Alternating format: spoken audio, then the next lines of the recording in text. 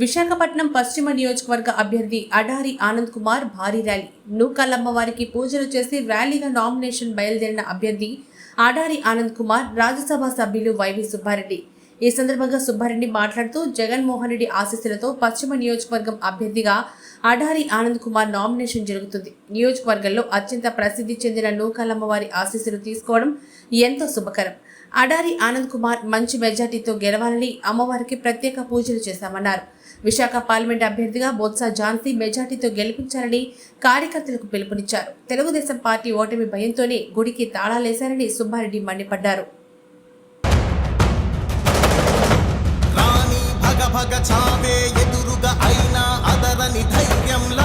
లక్ష్యం మరువక పంతం విడువక యుద్ధం గెలిచెను సైన్యంలా కార్యకర్తల త్యాగాలే మన గెలుపుకి కమాగాలే ఏమిచ్చిన నీ రుణముని తీర్చేవి లేదే.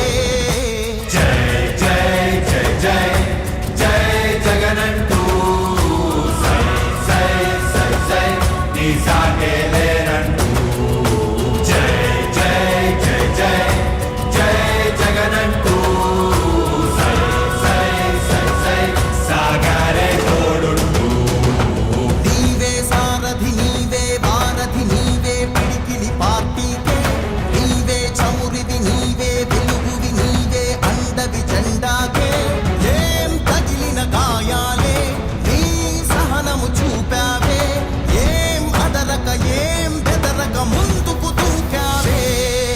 జై జై జై జై జై జగనంటూ సై సై సై సై నీ సాగే లేరంటూ జై జై జై జై జై జగనంటూ సై సై సై సై సాగరే తోడుంటూ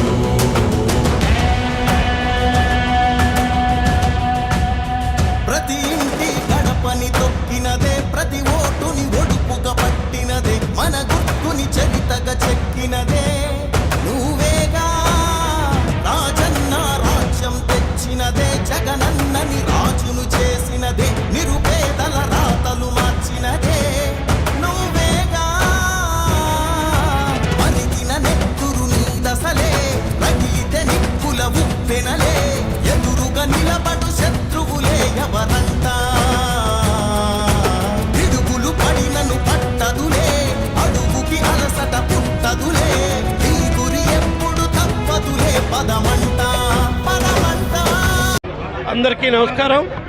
ఈరోజు విశాఖ పశ్చిమ నియోజకవర్గం నుంచి వైఎస్ఆర్ కాంగ్రెస్ పార్టీ అభ్యర్థిగా గౌరవ ముఖ్యమంత్రి మా పార్టీ అధ్యక్షుడు జగన్మోహన్ రెడ్డి గారి ఆశీస్సులతో విశాఖ పశ్చిమ నియోజకవర్గం నుంచి వైఎస్ఆర్ కాంగ్రెస్ పార్టీ అభ్యర్థిగా రేపు జరగబో ఎన్నికల్లో మే 13వ తారీఖు జరగబో ఎన్నికల్లో వైఎస్ఆర్ కాంగ్రెస్ పార్టీ అభ్యర్థిగా అడారి ఆనంద్ కుమార్ గారు ఈరోజు నామినేషన్ సందర్భంగా ఈ నియోజకవర్గంలోనూ ఉన్న ఎంతో ప్రసిద్ధి చెందిన నూకాలమ్మ ఆలయం దర్శించుకొని అమ్మవారి ఆశీస్సులు తీసుకొని నామినేషన్ దాఖలు చేయడానికి పోతున్న సందర్భంగా అడారి ఆనంద్ కుమార్ గారికి అమ్మవారి ఆశీస్సులతో మంచి మెజార్టీతో గెలవాలి.